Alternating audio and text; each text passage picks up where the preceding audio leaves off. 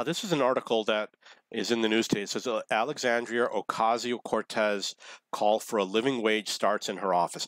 I'm going to tell you one of the problems with a living wage, and this is a serious problem, and this point of view is never shared, and it affects and applies to everyone. I am self-employed, and I have had employees before, which means I have paid wages to employees before, and I have had around 150 employees for one company that I had. At one time, 50 employees in 5 offices, international. What she doesn't understand is that the flow of money comes from the business owner. When you get paid, when you have a job, the person that owns the company is the one who's paying you, and it's coming out of his pocket. And when he's paying your salary and you don't do your job, he's thinking, I just paid money to someone who didn't do anything. I could not pay that person and take home more profit. That's what business owners think. And the business owner wants to pay the lowest wages for many different reasons. One of the reasons is if he can find someone else willing to do your job for a lower amount, he's going to hire somebody else to save money. And he should have that right to do it, just as you have the right to go to another job that's offering you more money. I mean, you're obviously going to switch jobs if you can.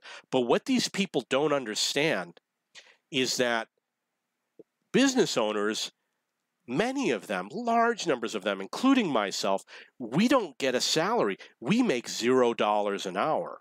I pay myself absolutely nothing. If my company's profits are 0, I make nothing. And if my profits are negative, I actually lose money by working. So I've had negative wages before.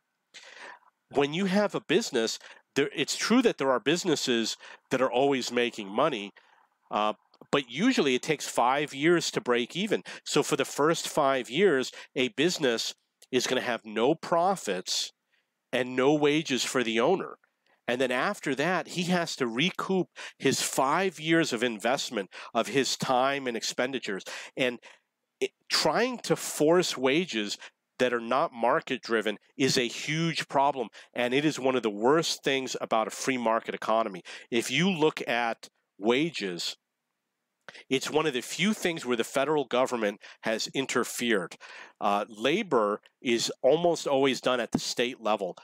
One of the exceptions is the minimum wage.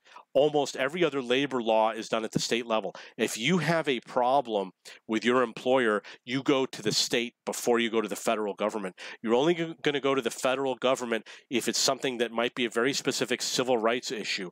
But in general, you don't. And the federal government does this to get votes, and it causes unemployment.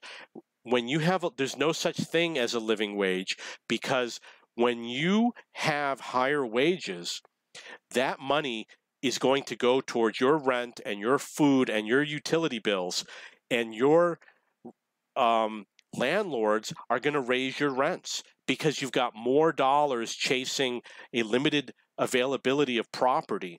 And what's going to happen is your rent is going to go up a few years later, and then you no longer have a living wage. And the people that benefit from living wages, you benefit in the short term, but in the long term, it's the people that own property that benefit from living wages. There will be a small impact on food because people don't buy more food because they make a few dollars more per hour, and they don't pay more for utilities. You don't use more electricity because you make more per hour, but you do put that money towards an apartment that has a higher rent. You move into a better apartment where you can spend an extra $100 or an extra $200 on your rent, and it drives up the cost of rent.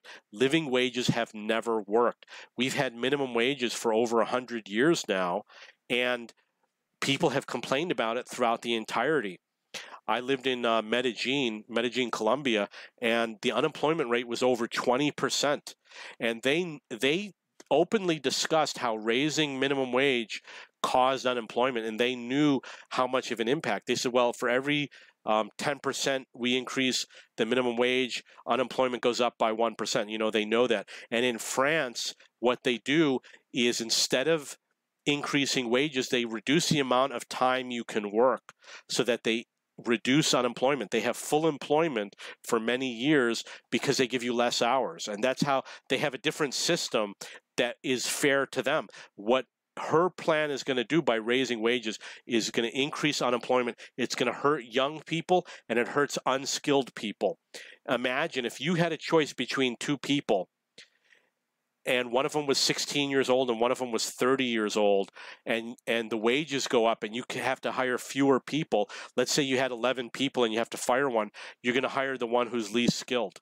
That's what people do.